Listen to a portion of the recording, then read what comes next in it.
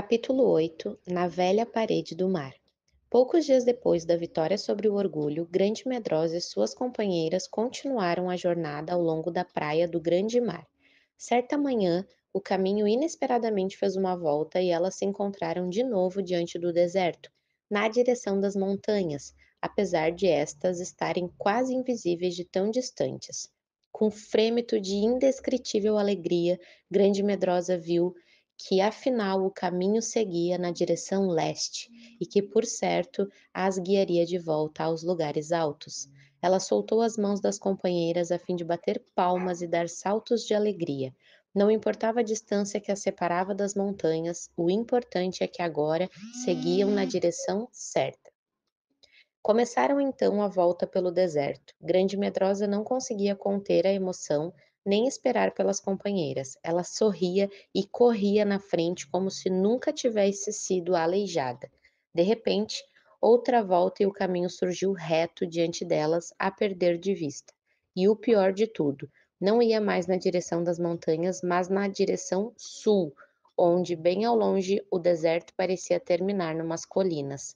Grande Medrosa, paralisada e muda, com um terrível choque, começou a tremer toda. Não, não era possível, não podia ser. Estaria o pastor outra vez dizendo-lhe não, indicando justamente o caminho oposto aos lugares altos?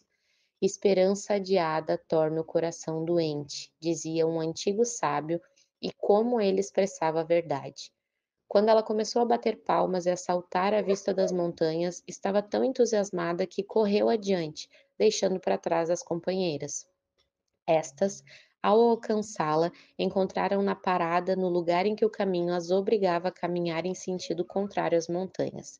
Logo ali, atrás de uma duna de areia, surgiu o vulto do seu inimigo, a amargura. Ele não se achegou muito, pois aprendera um pouco sobre prudência e não queria dar à grande medrosa a oportunidade de chamar pelo pastor. Olhando-a de longe, Amargura ria a gargalhada mais amarga que Grande Medrosa jamais ouvira antes. Depois, ele gritou com todo o veneno de uma víbora: "Por que não ri comigo, pequena tola? Você sabia que isso ia acontecer", e continuou com suas terríveis gargalhadas ecoando no ar, como se tudo, até o deserto, participasse de sua zombaria. Tristeza e sua irmã alcançaram Grande Medrosa e se postaram ao lado dela em silêncio. Por algum tempo tudo parecia mergulhado em dor e em horror de grande escuridão. Repentino vento começou a soprar do deserto, formando nuvens de pó que quase as cegaram. No silêncio que seguiu o temporal, Grande Medrosa ouviu sua própria voz baixa e trêmula, mas distinta. Meu senhor, o que queres me dizer? Fala, pois, que a tua serva ouve. No momento seguinte, o pastor estava de pé ao seu lado. Tenha bom ânimo, disse ele, sou eu. Não tenha medo. Construa-me outro altar e deposite nele a sua vontade completa como sacrifício. Solicitamente, ela fez um montículo de areia e pedras, e única coisa que podia encontrar no deserto era isso. Então ali se rendeu de novo, depositando toda a sua vontade e dizendo com lágrimas, pois tristeza havia ajoelhado-se ao lado dela: Eu me alegro em fazer a tua vontade, ó meu Deus. Vindo de algum lugar desconhecido, um jato de chamas consumiu a oferta, deixando apenas um amontoado de cinzas no altar. Então ouviu-se a voz do pastor. Esta espera não é para a morte, mas para a glória de Deus, para que o Filho de Deus seja glorificado.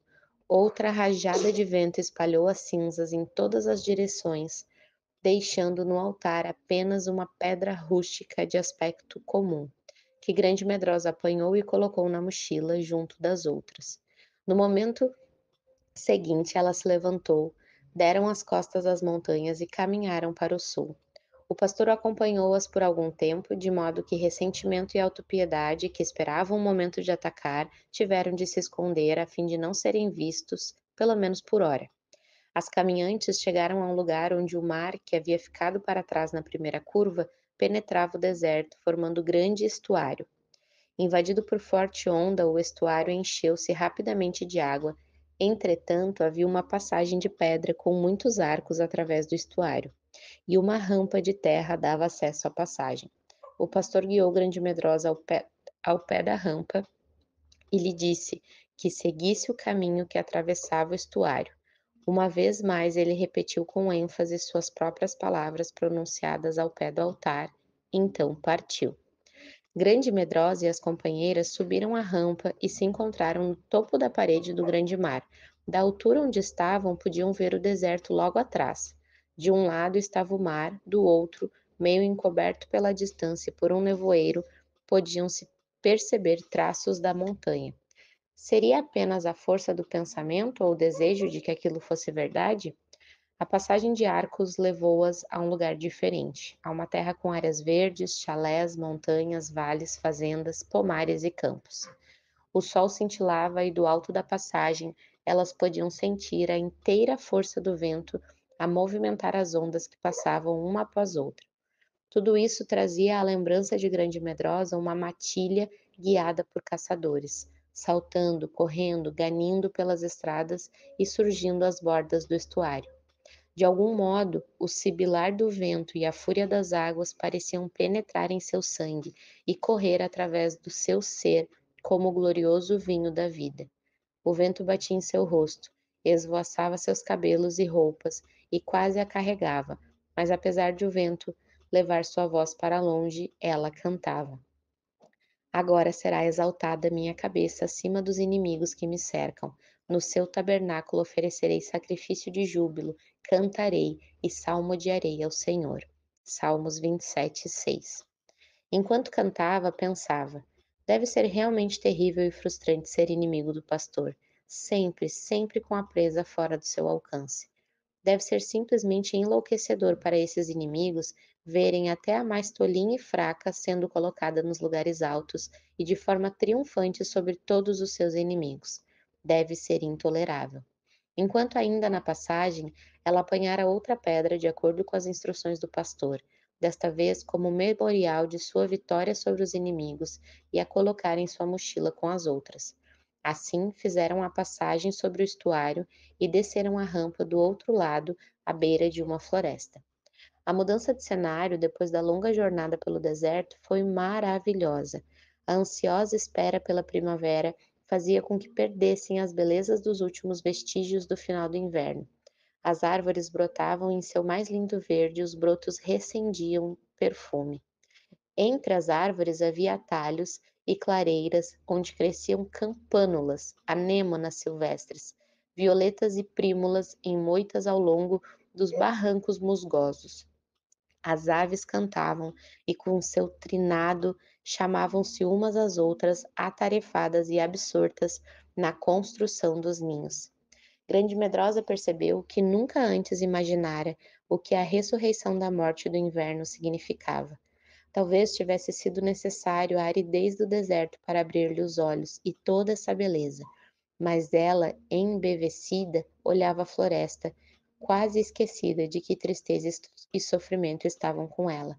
Para qualquer lugar que olhasse, era como se o verde das árvores, os ninhos das aves, os esquilos saltitantes e as flores em seu desabrochar, tudo dissesse a mesma coisa. Saudavam-se mutuamente em sua linguagem especial, numa espécie de êxtase, dizendo: você vê, o inverno finalmente se foi.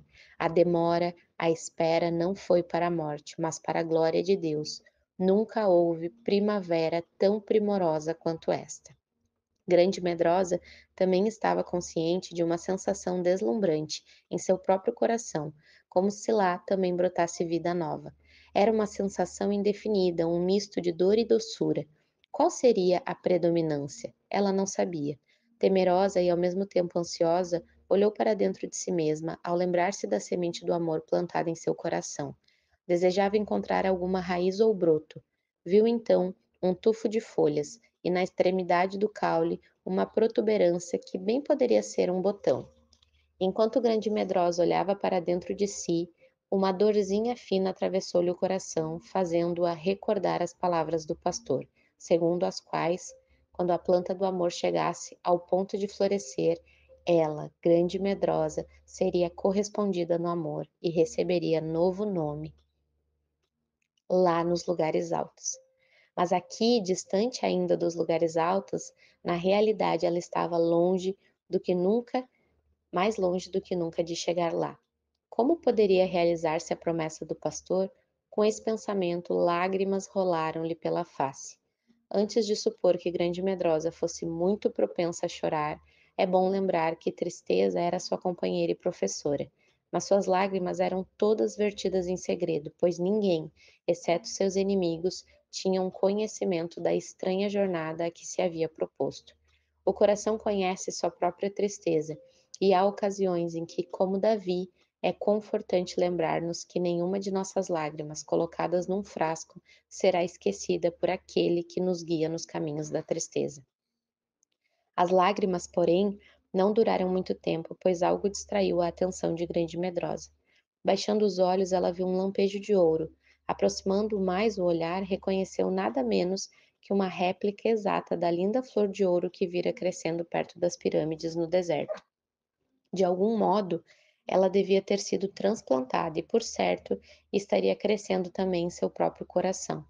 Grande Medrosa gritou de alegria e a delicada florzinha de ouro curvou-se e disse em voz dourada: Olhe para mim e aqui estou, aceitação com alegria crescendo em seu coração. Grande Medrosa sorriu e respondeu: Oh, sim, naturalmente, eu estava me esquecendo. E ajoelhou-se ali, na estrada da floresta, juntou uma pilha de pedras e colocou algumas sobre ela. Como se pôde perceber, altares são construídos com o material que temos à mão no momento. Então ela hesitou. Que depositaria ali sobre o altar desta vez? Olhou para dentro de si e viu a delicada protuberância da planta do amor, a qual poderia no mesmo instante ser uma flor. Em seguida, curvando-se, colocou o coração sobre o altar e acompanhou este ato com estas palavras: Eis-me aqui, tua pequenina serva, aceitação com alegria. Tudo que está em meu coração é teu. Desta vez, apesar de surgir uma chama e queimar a lenha, o botãozinho dourado continuou ainda no caule da planta. Talvez, pensou Grande Medrosa, isso tenha acontecido por ser ela muito pequena para se oferecer, mas nunca sensação tão gloriosa havia se apossado dela. Era como se uma fagulha da chama houvesse penetrado em seu coração e lá estivesse brilhando, enchendo-o de calor e luz. No altar, sobre as cinzas, havia outra pedra que deveria ser colocada na mochila. Assim, já havia agora 6 pedras memoriais guardadas e carregadas com carinho. De repente, ela exclamou de alegria. Quem estava ali em pé, esperando por elas, era o pastor em pessoa. Ela correu para ele como se tivesse asas nos pés. Oh, bem-vindo, bem-vindo, 1000 vezes bem-vindo! Gritou Grande Medrosa, trêmula de alegria. Temo que não haja ainda muita coisa no jardim do meu coração, pastor, mas tudo que ali houver é teu, para realizares a tua vontade. Disse o pastor então. Vim trazer-lhe uma mensagem. Esteja preparada, Grande Medrosa, para algo novo. Esta é a mensagem. Agora verá o que hei de fazer. Êxodo 6:1. Um colorido roseou-lhe as faces, e um frêmito de alegria perpassou-lhe todo o ser, pois lembrou-se da planta em seu coração e da promessa de que, quando essa planta estivesse pronta para florescer, Grande Medrosa estaria nos lugares altos, prestes a entrar no reino do amor. Ó pastor, exclamou ela, ofegante diante desse pensamento, achas que eu, na realidade, chegarei aos lugares altos? Achas realmente, afinal? Ela percebeu que ele assentia, porém sem responder de viva voz. Ficou a olhá-la com uma expressão que ela não entendeu. Pensas isto mesmo? Insistiu ela, tomando-lhe a mão e olhando com alegria quase incontrolável. Achas que em breve me levarás aos lugares altos? Desta vez ele respondeu: Sim, e acrescentou com um estranho sorriso: Agora você verá o que eu farei.